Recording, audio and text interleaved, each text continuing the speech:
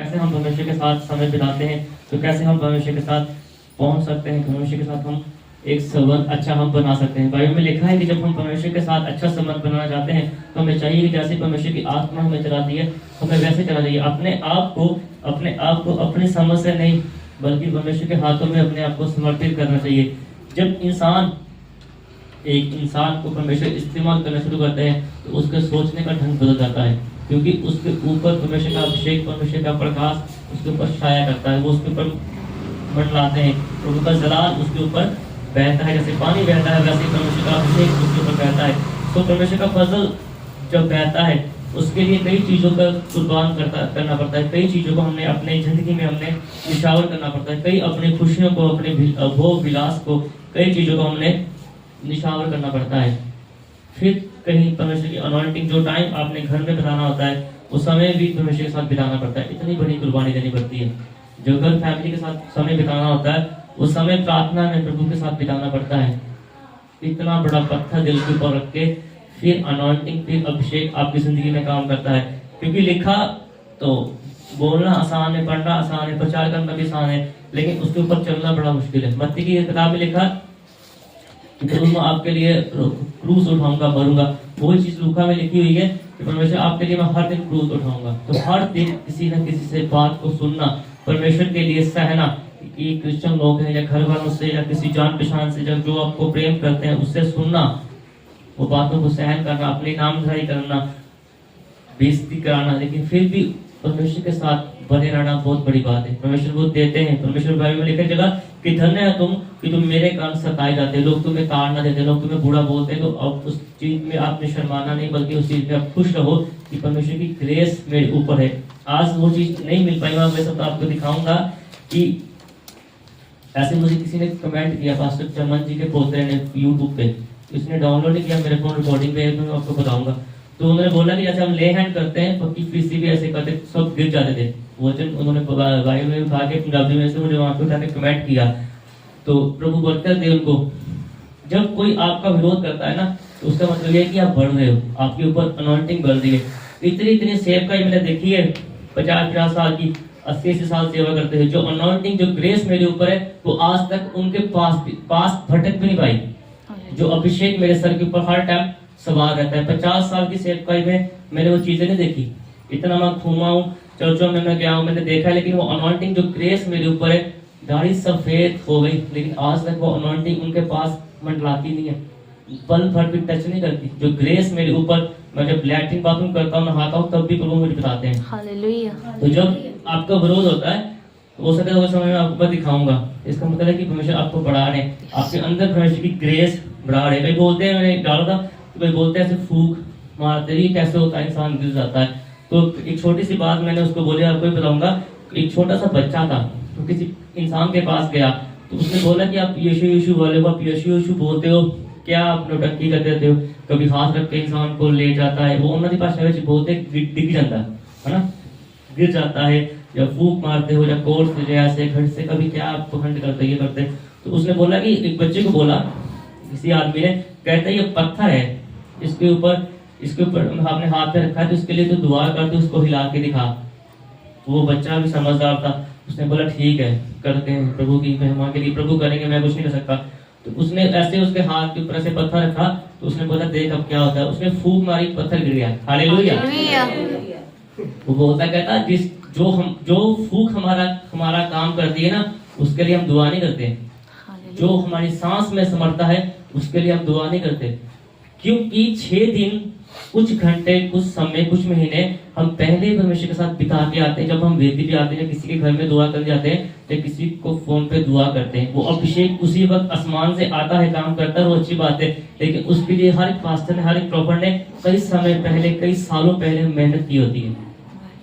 इसी कारण उस वक्त वो अनॉइंटिंग काम करती है। कपड़े छूने से अभिषेक होता है, फूक से अभिषेक होता है। अगर आपने कमाया है तो होगा ना। मैंने ऐसे पास्टरों को भी देखा, सर पे हाथ रख के हाथ नहीं उठाते, पूछते हैं किसके लिए दुआ करूं, की हो गया बहन जी, किसके लिए दुआ करनी है। ऐसे सेवकों को देखा, इतने साल सेवा करते हो, बात सफेद हो गए। बातें बनानी आसान है, जब रात को जागना पड़ता है ना तो पता चलता है कि रात को सुबह जागना शायद काम करना। अभी वीडियो चल रही है तो मैं आपको यहाँ तक उठा के दिखाऊंगा, ये इधर से इधर हो गया, अंदर हो गया घुटना, घुटने टेढ़े गई। अनॉइंटिंग अभिषेक ऐसे काम नहीं करता, हर चीज को कुर्बान करना पड़ता है, प्रभु के लिए जीना पड़ता है। तो प्रभु आपको ऊंचा करते हैं, प्रभु आपको बढ़ाते हैं जब आप परमेश्वर के लिए सहते हैं। हर एक हालात में, हर एक परिस्थिति में जब आप परमेश्वर के लिए सहते हैं, सबसे पहले स्थान जब आप अपनी जिंदगी में परमेश्वर को देते हैं तो परमेश्वर आपको सबसे, अपने परिवार में, अपने खानदान में से परमेश्वर सबसे ऊंचा आपको करते हैं। वो चीजें आपके द्वारा परमेश्वर करते हैं जो चीजें आपके खानदान में नहीं हुई होती। परमेश्वर बोलते हैं कि मैं तेरे द्वारा इतिहास बदलूंगा, इतिहास रचा दूंगा तेरे द्वारा, क्योंकि तेरी ऊपर वो परमेश्वर की भूख है, खाने की भूख नहीं, पहनने की भूख नहीं, इकट्ठा करने की भूख नहीं, परमेश्वर की अनॉइंटिंग की, परमेश्वर की मसा की भूख। अगर आपने सुना होगा अभी जब बाद में आप सुनना, परमेश्वर ने बोला कि जो अनॉइंटिंग आज तक किसी ने नहीं देखी, जो ग्रेस आज तक किसी ने नहीं देखी, वो मैं तेरे ऊपर दूंगा, है ना। क्यों, कैसे? मुझे समझ से, मेरी समझ से खुद बात होता है। आप इतने लोग हो, आप भी प्रार्थना करते हो, चाहे दिन में 5 बार 5 मिनट करते हो, लेकिन क्यों परमेश्वर नहीं बोलते आपके लिए? मुझे समझ से बाहर होता है। क्यों परमेश्वर इतनी आप प्रार्थना करते हो, फास्टिंग करते हो, बाइबल पढ़ते हो, लेकिन क्यों ग्रेस आपके लिए परमेश्वर की नहीं बोलती? हम बोलते नहीं आके परमेश्वर मेरे लिए बोलो, मैं बोलता कि परमेश्वर आप आओ और बातचीत करो। अब जब हुआ तो मैंने बोलना खत्म किया, मैंने बोला नहीं, लेकिन परमेश्वर की आत्मा ने आके बोलना शुरू कर दिया। एक कैसा एक इंसान है, आप सोचो। इसलिए मैंने बोला कि सीधी हड्डी सीधी यीशु नाल गल है। कैसी एक रिश्ता है जो परमेश्वर के साथ बांधा हुआ है।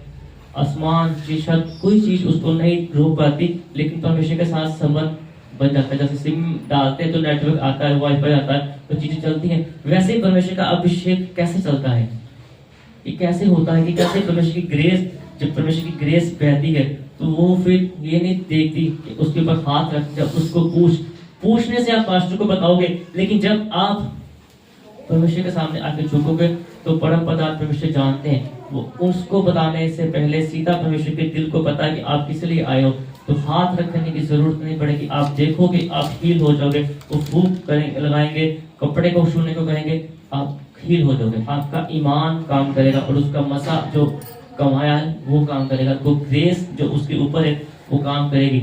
तो जो मजाक करेगा, जो हल्के में लेगा, परमेश्वर उसको भी देखते हैं।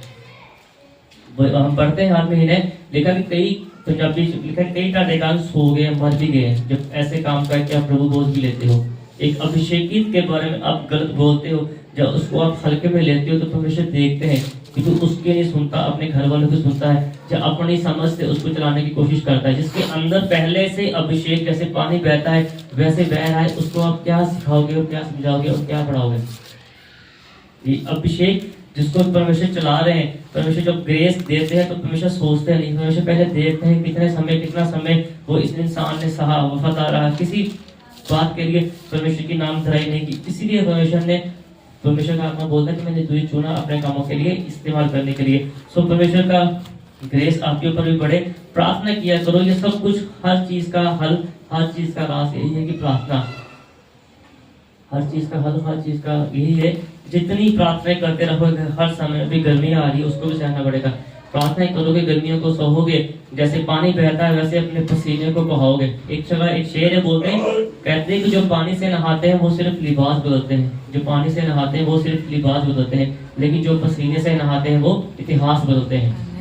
जो पसीने से नहाते हैं वो इतिहास बदलते हैं। तुम्हारे खानदान में वो चीज, अब वो अभिषेक तुम्हारे दादों पड़पोतों के ऊपर भी नहीं होगा। जो ग्रेस परमेश्वर तुम्हारी ऊपर, तुम्हारे आने वाले बच्चों के ऊपर देंगे, क्योंकि तुमने मेहनत उस ढंग से की है। परमेश्वर के साथ एक अच्छा रिश्ता बना के रखा है। परमेश्वर तुझे ना छोड़ेंगे, ना तेरी आने वाली नस्ल को छोड़ेंगे। परमेश्वर बढ़ाएंगे, परमेश्वर इस्तेमाल करेंगे। पंजाबी से कहते हैं कि प्यो दे कोलों मंगन दा ते रब दे कोलों मंगन दा भी ढंग आ देगा। जिसने बाप के जेब से पैसा निकालना सीख लिया, उस खुदावंत से आशीष लेनी सीख ली, वो कभी नहीं झुकता किसी के सामने। परमेश्वर कभी उसको नीचा नहीं रख देते, क्योंकि उसको ढंग होता है कि परमेश्वर से कैसे वो चीजें लेनी है, परमेश्वर से कैसे वो ग्रेस को लेना है, परमेश्वर से कैसे वो मसा को लेना है। परमेश्वर कई जगहों पे लिखा कि परमेश्वर बोलते थे वो काम हो जाता था। कई जगहों पे परमेश्वर ने आवाज दी, लाजर बाहर आज, वो बाहर आ गए।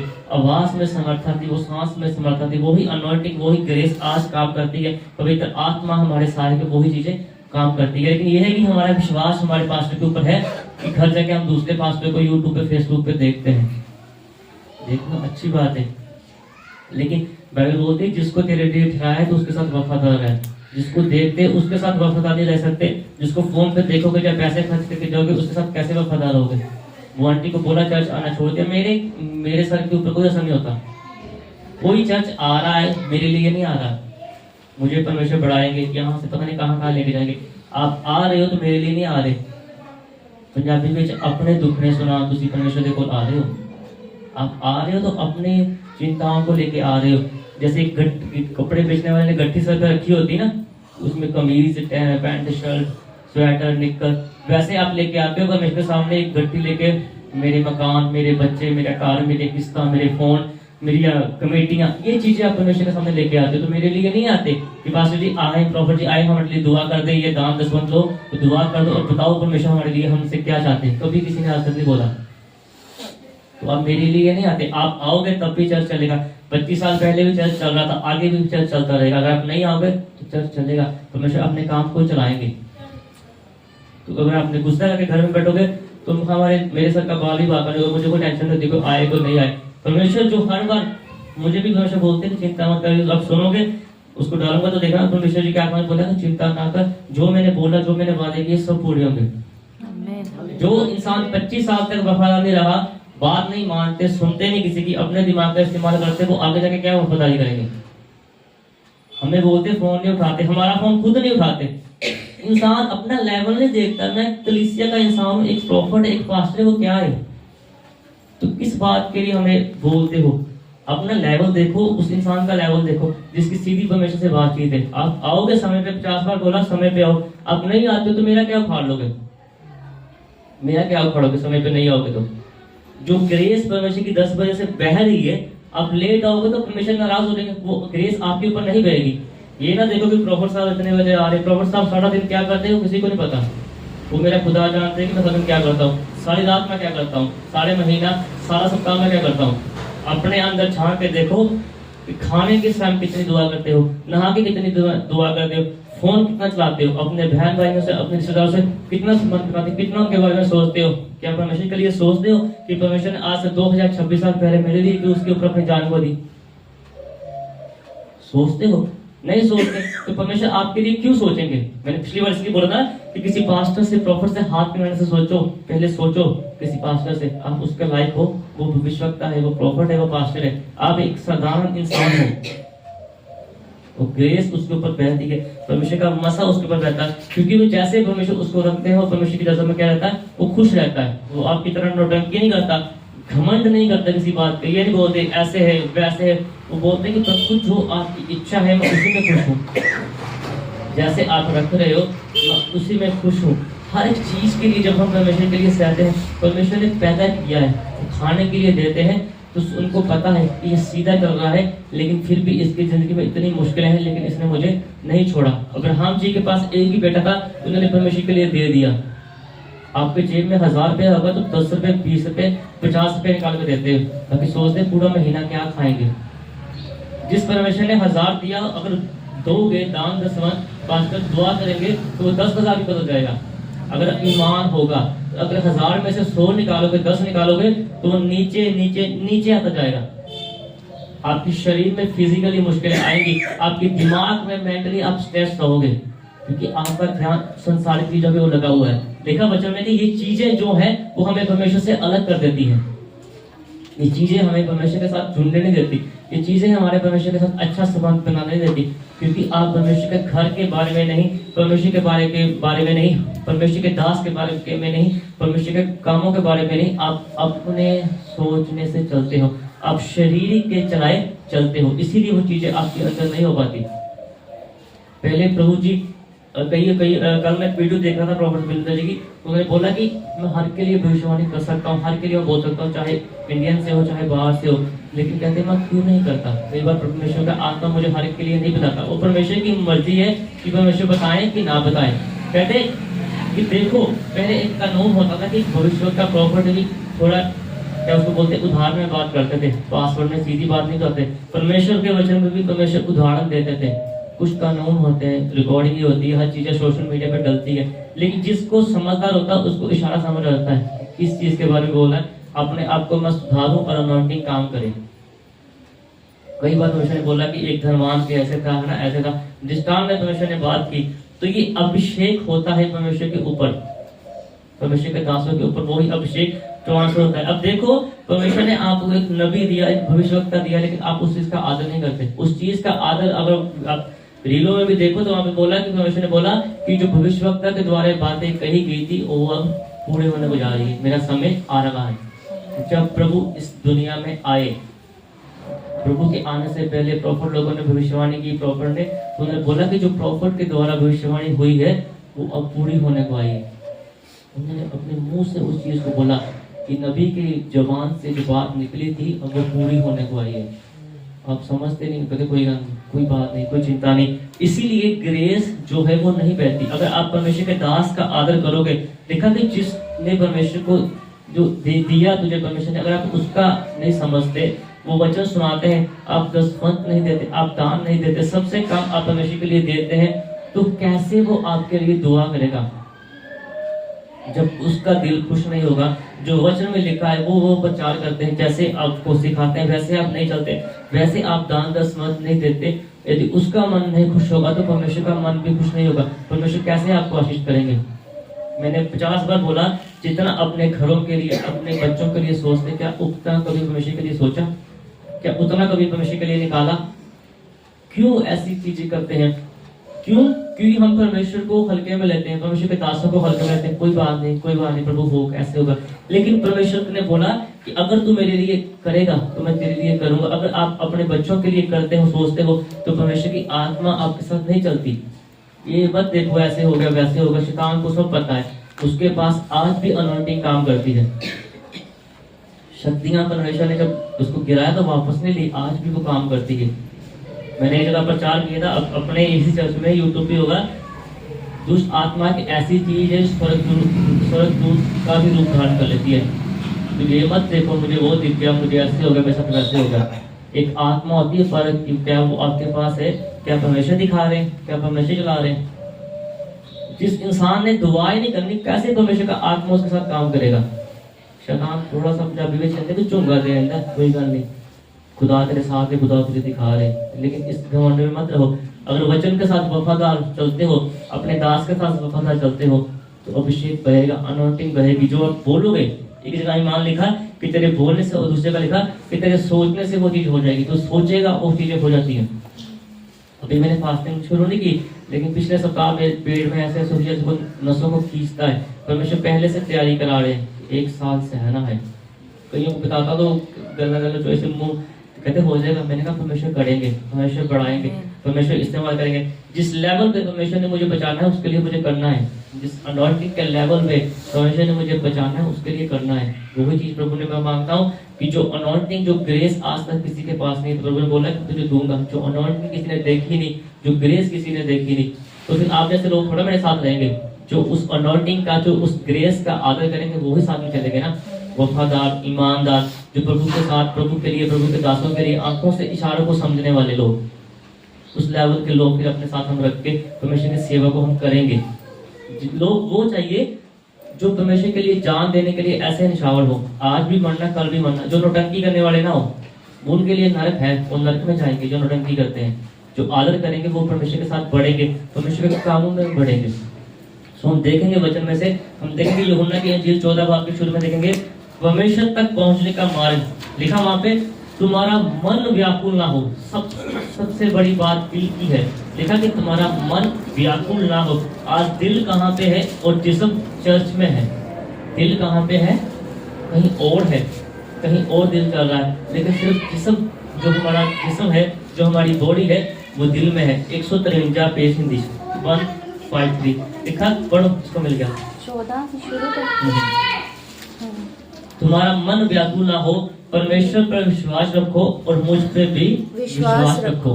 देखा कि परमेश्वर पर भी ईमान रखो, परमेश्वर पर भी विश्वास रखो और मुझ पे भी ईमान रखो, पवित्र आत्मा पे भी ईमान रखो। जो परमेश्वर ने आपको दास दिए हैं उनके ऊपर भी क्या करो? उनके ऊपर भी विश्वास रखो, उनके ऊपर भी क्या करो? ईमान करो। आगे बढ़ो।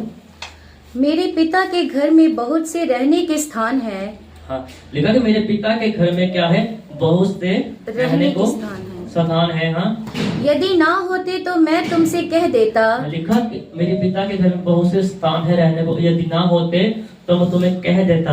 आज इंसान को चिंता है अपने घर की, अपने बच्चों की, अपने क्या खाएंगे क्या करेंगे, लेकिन परमेश्वर के आत्मा प्रभु जी बोलते हैं कि मेरे पिता के घर में बहुत से स्थान है। जब परमेश्वर उठाए गए उन्होंने बोला कि कहाँ वो स्वर्ग, अकेले पूछे क्या, उन्होंने बोला कि तुम्हारे लिए एक स्वर्ग में एक घर तैयार करने के लिए जा रहा हूँ। तो वही चीज परमेश्वर की आत्मा बोल रही है कि मेरे पिता के घर में बहुत से स्थान है, करोड़ों मिलियन लोग हैं, तो सबके लिए परमेश्वर यही चाहते हैं कि वो स्वर्ग में आए। तो परमेश्वर ने हर एक के लिए अपने पिता से सिफारिश करके हर के लिए एक जगह को रखा हुआ है। तो कहते हैं प्रभु जी की कि अगर ना होती तो मैं तुमसे कह देता, ना बोलता। लेकिन इंसान की सोच है कि क्या हम उस स्वर्ग में जाने के लिए भाग रहे हैं कि अपने एक जिस्म की लड़ाई, एक जिस्म के लिए हम भाग रहे हैं।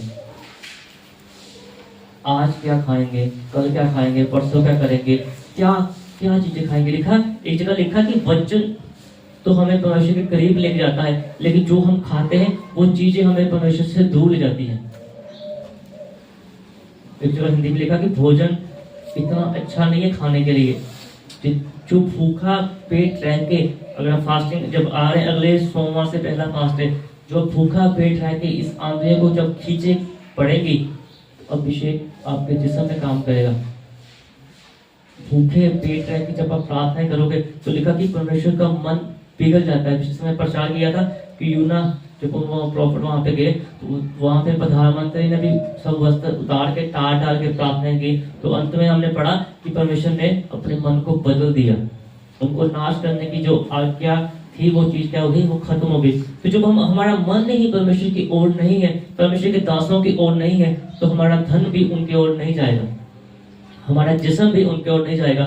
सिर्फ दिल से सोचना है परमेश्वर के लिए कि परमेश्वर आप जैसा चाहते हो मैं वैसा करूंगा। हाँ, क्योंकि मैं तुम्हारे लिए जगह तैयार करने जाता हूँ, और यदि मैं जाकर तुम्हारे लिए जगह तैयार करूं तो फिर आकर तुम्हें अपने जहां ले आ जाऊंगा कि जहां मैं रहूं वहां तुम भी रहो। Hallelujah, hallelujah. सब जिंदगी खेल 50 साल 70 साल 60 साल ये इसी चीज में गुजर जाएंगे। परमेश्वर ने इसलिए भेजा है, वचन में लिखा है कि मैं तुम्हारे लिए एक जगह तैयार करने के लिए क्या करता हूँ, जाता हूँ। और जब वो जगह तैयार हो जाएगी, जब तक उसको मैं तैयार करना न हो, तो मैं फिर आकर तुम्हें अपने साथ वहां पे क्या करूंगा, ले जाऊंगा। उसके बीच में जो परमेश्वर ने इश्क किया है हमसे, वो यही है कि हर एक चीज को सह के 50 साल 70 साल 100 साल जितनी आपकी उम्र है उसको सह के, जब तक परमेश्वर हमें ले जाने स्वर्ग में नहीं आते, ईमानदार रहो, परमेश्वर में बने रहो।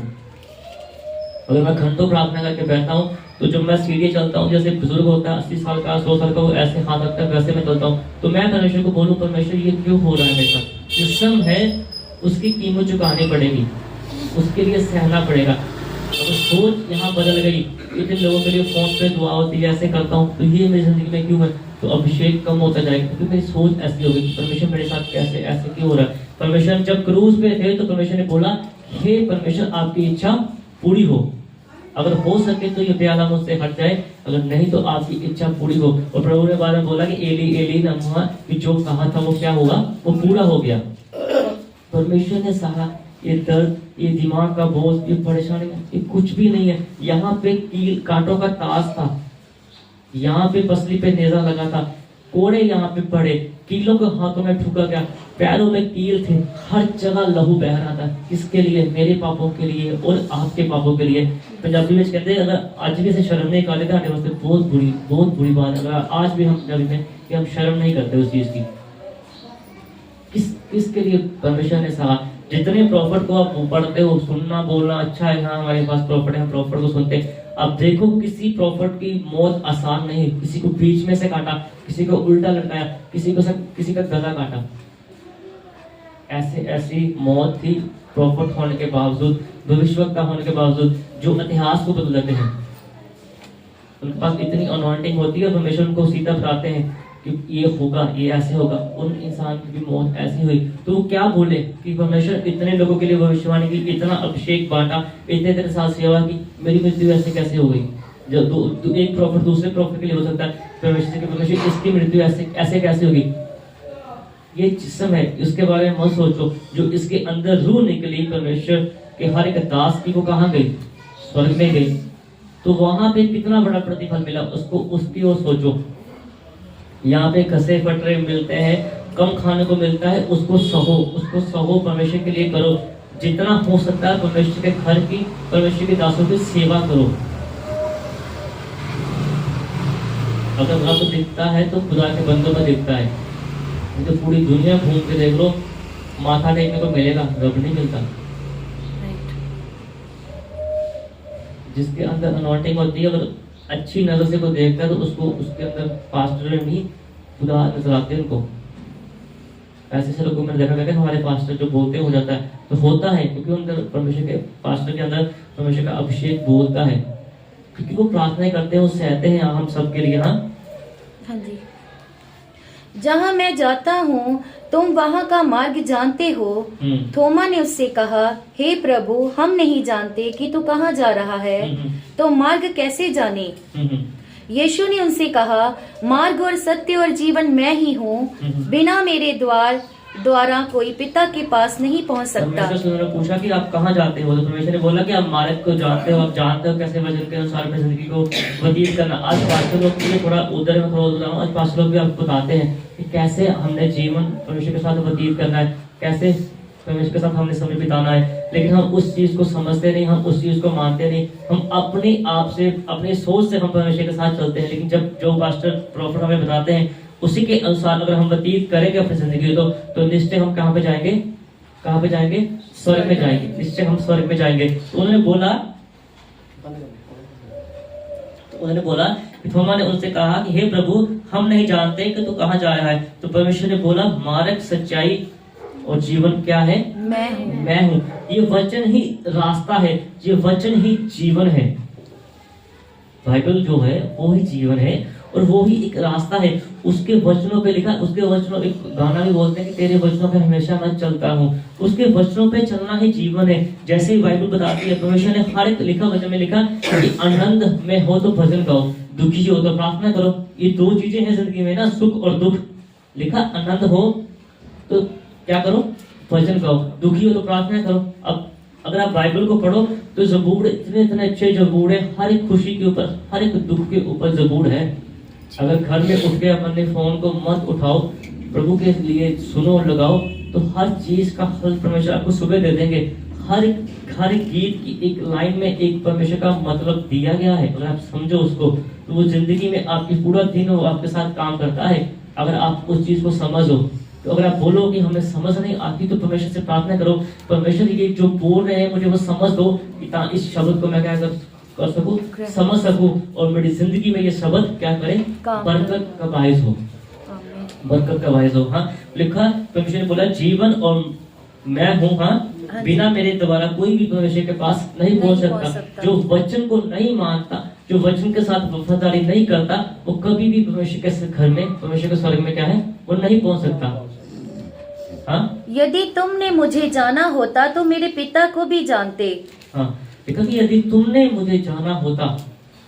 आज इतने साल हो गए हम चलते हैं परमेश्वर के साथ हम वाचा को बांधते हैं, लेकिन क्या होता है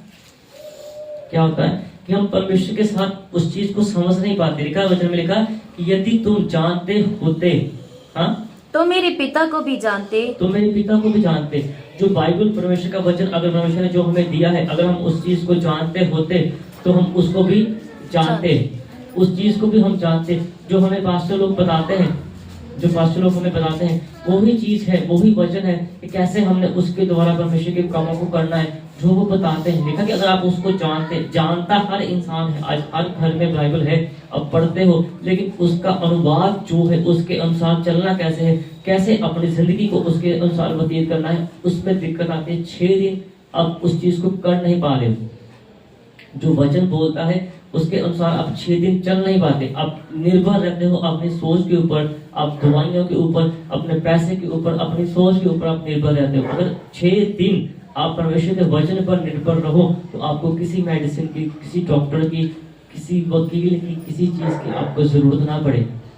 अगर आपका ईमान परमेश्वर के ऊपर हो। बाइबल में लिखा कि यरीहो की दीवार टूट गई, बंदीगृह से परमेश्वर ने निकाल के परमेश्वर लेके आ गए, मुर्दों को परमेश्वर ने जिंदा किया, तो आप किस बात की चिंता करते? इसलिए लिखा कि अगर आप उस चीज को समझते होते तो ऐसे काम आप नहीं करते।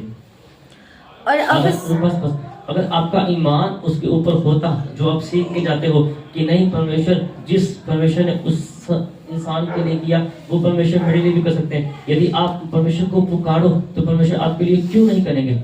लेकिन हम पुकारते नहीं, हम दूसरी चीजों के ऊपर निर्भर रहते हैं। जो किसी अपने पास्टर के ऊपर ईमान नहीं रखते, फिर दूसरों को बोलते हैं आप दुआ कर दो, उसको उसके लिए दुआ करो, उसके लिए दुआ करो।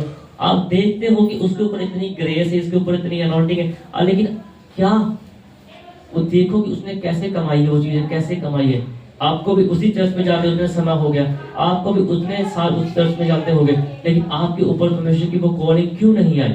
एक होती है कि मैं खुद बोलूं कि हाँ मैंने सेवा करने की परमेश्वर की मेरा शौक है, मुझे ये अच्छा लगता है, लेकिन एक होता है कि परमेश्वर की रजा होती है, उसमें जमीन आसमान का अंतर होता है। उसमें मेहनत भी, एक राज की बात करता हूँ, उसमें मेहनत भी कम करनी पड़ती है, क्योंकि वो उसकी रजा होती है कि आपको इस्तेमाल करना है। फिर वो जैसे चलाते हैं वो ढंग थोड़ा अलग होता है, तो उस ढंग से परमेश्वर को मनाना आसान होता है। आसानी से हम परमेश्वर को मना के अपने साथ लेके जाके चलते हैं, लेकिन अगर हमारी खुद इच्छा हो कि हमने ऐसे करना है तो उसके लिए कई पापड़ बेलने पड़ते हैं, क्योंकि वो उसकी रजा नहीं है। उसकी रजा होती है कि आप टेस्टिमनी दो, आप गीतों को गाओ, आप चर्च में सेवा करो। हर एक तरह की सेवा परमेश्वर देते हैं हर एक इंसान को, कि आप ऐसे नहीं मुझे तुझसे ये सेवा नहीं चाहिए, मुझे तुझसे ये सेवा चाहिए। लेकिन आज हर इंसान कहता है कि मैं भी ऐसे करूं, मैं भी ऐसे करूं। क्यों? क्योंकि जो आपकी कॉलिंग है आप उसको समझो। लिखा कि अगर तुम जानते होते तो उस चीज से हम भटकते नहीं। एक कमाना है, घर में सैलरी आनी है तो उसका 10 निकालना है, दान देना है तो उत्तम दान देना है। मौसम चेंज हो रहा है, फल रुत के हिसाब से बदल रहे हैं, तो सबसे लिखा वचन है कि सबसे पहले भेंट कहाँ लेके आओ, मेरे भवन में लेके आओ। सबसे पहले जाके बच्चा के मुझ बने ले आया, गोलू ले आया, मेरा सोनू खा ला, मेरा पुत्र ऐसा नवा फल लगा। जिसको आधी रात को 2 बजे कॉल करोगे दुआ कर दो, उसका पेट नहीं है, उसके खर्चे नहीं है, आपके हैं। तो जिसके लिए प्रार्थना करते हो, जिसकी दुआ से आप दिन में कमा रहे हो, उसके खर्चे नहीं है, वो कौन पूरा करेगा। लिखा वहां पे कि मजदूर अपनी मजदूरी का क्या है, हकदार है। तुम डालते हो उसमें जहां से निकल जाता है। वचन को जानते हो लेकिन नहीं जानते, इकट्ठा करते हो उसके लिए जो नहीं रहेगा, इकट्ठा करते हो उसके लिए जो नहीं रहेगा। कहते हैं एक पीढ़ी, सप्तपदेश में लिखा कि एक पीढ़ी आती है दूसरी पीढ़ी चली जाती है, इधर से हवा चलती है उधर गुजर जाती है, कुछ लाभ नहीं होता। वहां पे शुरू में स्टार्टिंग में लिखा है व्यर्थ ही व्यर्थ, सब कुछ व्यर्थ। सप्तपदेश में लिखा है अगर आप परमेश्वर की बातों को नहीं मानते तो जो कुछ आप करते हो सब कुछ व्यर्थ है। जैसे मैंने पीछे सुना पड़ता कि नरक भी किसी न किसी के लिए रखा हुआ है। ये ना सोचो कि हम स्वर्ग में बैठ, यहाँ पे चर्च में बैठे तो सब स्वर्ग में जाएंगे, ऐसा नहीं होगा, ऐसा नहीं होगा। जो वफादार रहेगा, ईमानदार रहेगा परमेश्वर के वचन के साथ, परमेश्वर के दासों के साथ, वही स्वर्ग में जाएगा। उसके ऊपर ही परमेश्वर उसको इस धरती में स्वर्ग दिखाएंगे, यहाँ पे स्वर्ग बना के दिखाएंगे। यहाँ पे वो उसका दिल ऐसा करेंगे, किसी बात की चिंता नहीं होगी उसको, किसी बात के लिए मन व्याकुल नहीं होगा, क्योंकि परमेश्वर के साथ वफादारी करना सीख गया। वही हम प्रार्थना करेंगे हम भी परमेश्वर के साथ वफादार रहें, और अपनी अपनी जेब से सबसे उत्तम दान निकालो परमेश्वर के कामों के लिए और परमेश्वर के भवन के लिए।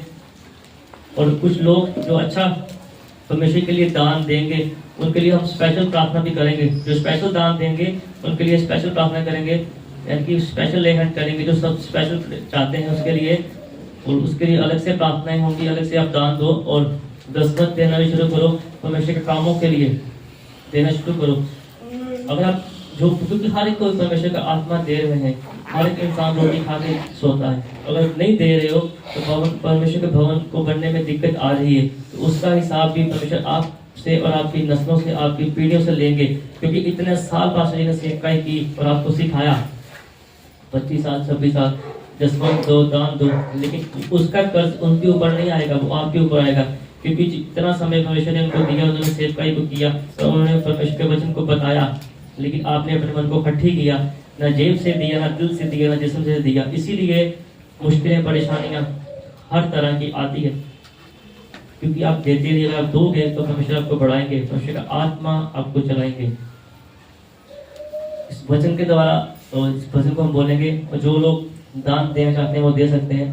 वफादार बन जावा तेरे वचन दा, वफादार बन जावा तेरे वचन दा, वफादार बन जावा तेरे वचन दा, वफादार बन जावा तेरे वचन। 100 साल की जिंदगी में, 50 साल की जिंदगी में यही मुश्किल है, यही परेशानी है कि वफादार नहीं बन पाता। एक वचन का मतलब ये नहीं कि पूरी बाइबल, एक आयत के साथ भी इंसान वफादार नहीं बन पाता।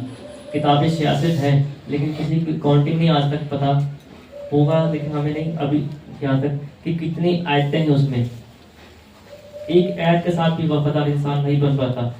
इसीलिए यही दिक्कत है कि जो जीवन में संघर्ष, जब तक जिंदगी चलता रहता है, संघर्ष खत्म नहीं होता, मुश्किलें खत्म नहीं होती, क्योंकि उस वचन के अनुसार वफादार नहीं बन पाता। सोचना उस चीज को कि आज प्रचार किया, कहाँ पे खड़ा हूँ मैं, क्या गलतियां, पश्चाताप करो, अपने आप को बदलो, तो परमेश्वर स्वर्ग का मुकुट आपके सर के ऊपर रखेंगे। आमीन।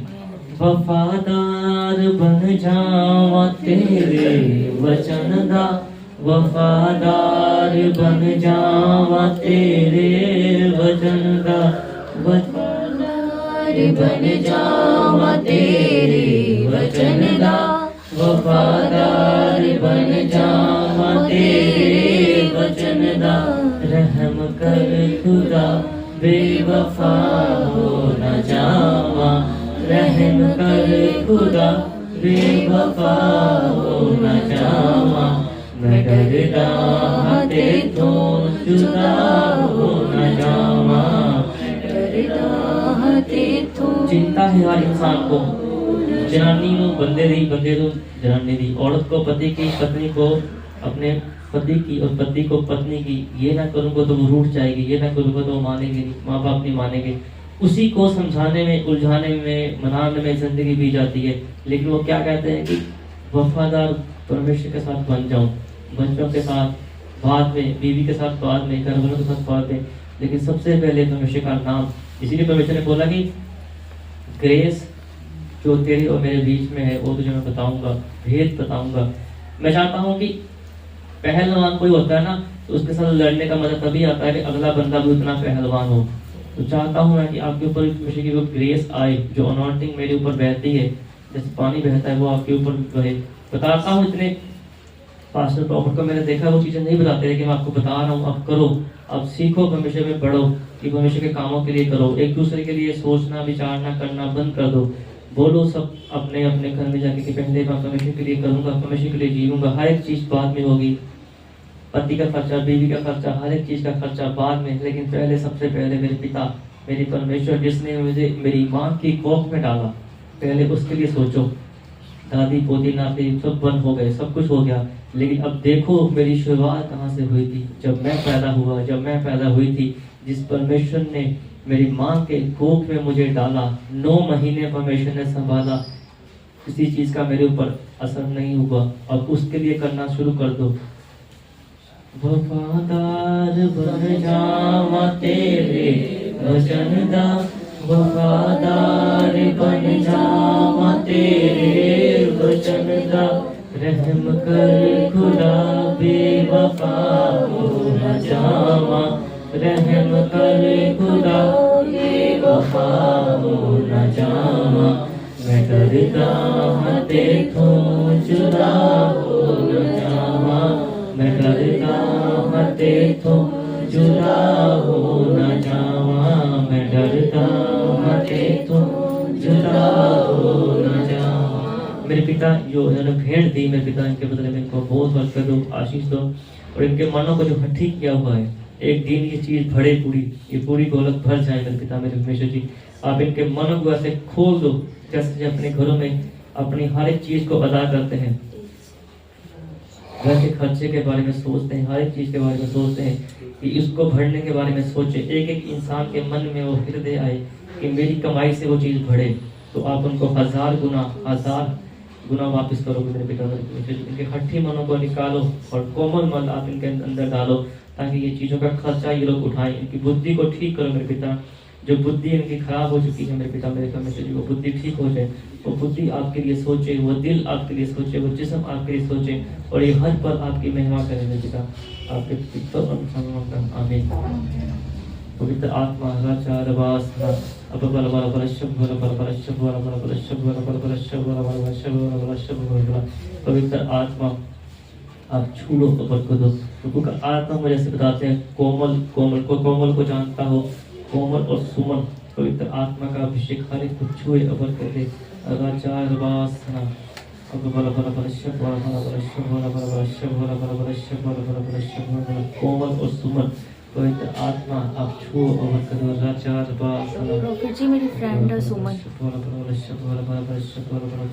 प्रार्थना करो उसके लिए। पवित्र आत्मा आपका अभिषेक छुए और करे। राजा रवासना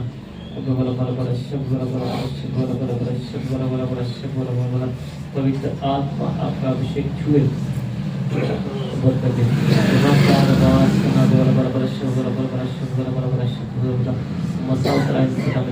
आपकी ग्रेस छुए पवित्र आत्मा की बरकत हो। राजा रवासना आत्मा छू ले और बरकत दे। पवित्र आत्मा धन्यवाद धन्यवाद धन्यवाद। इसलिए आप और करो पवित्र आत्मा आप छू लो और बरकत दो। राजा रवासना पवित्र आत्मा का अभिषेक छुए और बरकत दे।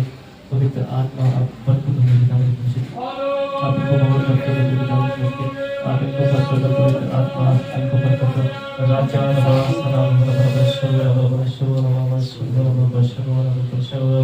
पवित्र आत्मा आप छू लो कबर कर दो। आपका जनाब को छुए कबर कर दे। पवित्र आत्मा आपका अभिषेक राजा आपका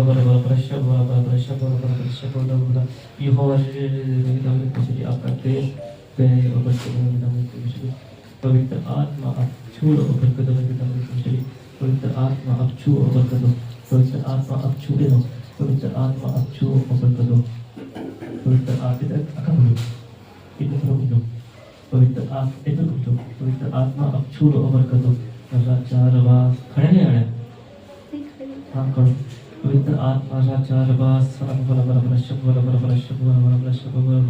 पवित्र आत्मा आप छू अमर कर दो। प्रभु जी का आत्मा मुझे ऐसे बताता है आपके बारे में, किसी से पैसे आपने कुछ उधार, पैसे आपने कुछ लेन देन, कुछ ऐसे धोखा, कुछ ऐसी कोई चीजें ऐसे हुई, किसी के साथ ऐसे कोई झगड़ा कुछ हुआ। अभी प्रभु जी का आत्मा जब आप आए ये वचन बोल रहे थे, प्रभु जी की आत्मा जब देखो आप ना प्रार्थना करो, देखो मेरे बारे में मेरे प्रभु ने मुझे ये चीजें बताई, किसी से पैसे का कुछ लेन देन ऐसे कुछ चीजें कुछ हुई, और किसी का धोखा ऐसे कुछ चीज हुआ। और अभी आप विश्वास करना, प्रभु इस चीज के गवाएं। मैं बाइबल हाथ में पकड़ के बोलता हूँ, ये लोग विश्वास नहीं करते, हल्के में लेते। अब यकीन मानना प्रभु आपसे इतना प्यार करते हैं। यहाँ पे मैंने देखा जब मैं प्रार्थना कर रहा था, प्रभु आपके लिए प्रभु रो रहे थे। यहाँ पे मैंने अभी देखा, बाइबल पकड़ के बोलता हूँ, मैं झूठ नहीं बोलता। प्रभु का आत्मा आपके लिए रो रहे थे। प्रभु ने मुझे बताया कि आप चिंता करते हो, जैसे आज यहाँ पे आप हो वैसे आप नहीं थे पहले। प्रभु की आत्मा मुझे बताती, मुझे आवाज़ें आती, स्वर्गदूत यहाँ पे खड़े हैं, जो जिस्म से देखते हैं उनको नजर नहीं आते, जो रूह से देखते हैं उनको नजर आएगा। यहाँ पे प्रभु खड़े, मुझे प्रभु आवाज दे रहे हैं। प्रभु जी मुझे बता रहे, पैसा था आपके पास, पैसे की कमी नहीं थी आपके पास, धन की कमी नहीं थी, एक अच्छा घर था, लेकिन प्रभु अभी यहाँ पे मुझे प्रभु का आत्मा बता रहे, दिखा रहे। प्रभु यहाँ पे खड़े, यहाँ पे घुटनों पे प्रभु बैठे हुए हैं। प्रभु प्रार्थना आपके लिए कर रहे हैं, अपने पिता से सिफारिश कर रहे हैं, और प्रभु बोल रहे हैं आपके लिए कि तू चिंता मत कर, तू प्रार्थनाएं करती रहिए, तूने वफादारी की, परमेश्वर को आपने नहीं छोड़ा। हर एक हालात में, हर एक परिस्थिति में जो कुछ होता रहा, मुझे आवाजें आ रही, जो मैं बोल रहा हूँ, पीछे से मुझे आवाजें आ रही, मैं बोल रहा हूँ कि आपने प्रभु को कोसा नहीं। जैसे प्रॉफिट अब्राहम ने, उसकी बीवी ने उनको बोला कि छोड़ देगी, आपने भी उसी तरह से परमेश्वर को आज तक नहीं छोड़ा, आपने पकड़ा रखा हुआ परमेश्वर ने। आप बोलते हो परमेश्वर हर चीज में आपके लिए करूंगी। परमेश्वर देखो आप कितने धन्य इंसान हो, परमेश्वर आपके यहाँ पे कदमों पे घुटनों पे आके परमेश्वर आपके लिए अपने पिता से परमेश्वर सिफारिश कर रहे हैं। मैं जब आता हूँ प्रभु मुझे बताते हैं, जब आप आए तो प्रभु ने मुझे आपके बारे में बताया, पैसे का लेन देन, धन का लेन देन, कुछ ऐसे बेईमानी जैसे झगड़ा, आज भी थोड़ा सा कुछ हल्का हल्का झगड़ा वगैरह कुछ चीजें ऐसे आज हुई। जो मैं बोल रहा हूँ, अब जितना मैंने बोला, अगर उसमें से कुछ गलत है तो आप बताना कि ये चीज गलत बोली, अगर कुछ जो बोला वो सही है तो आप उसके बारे में बोलना।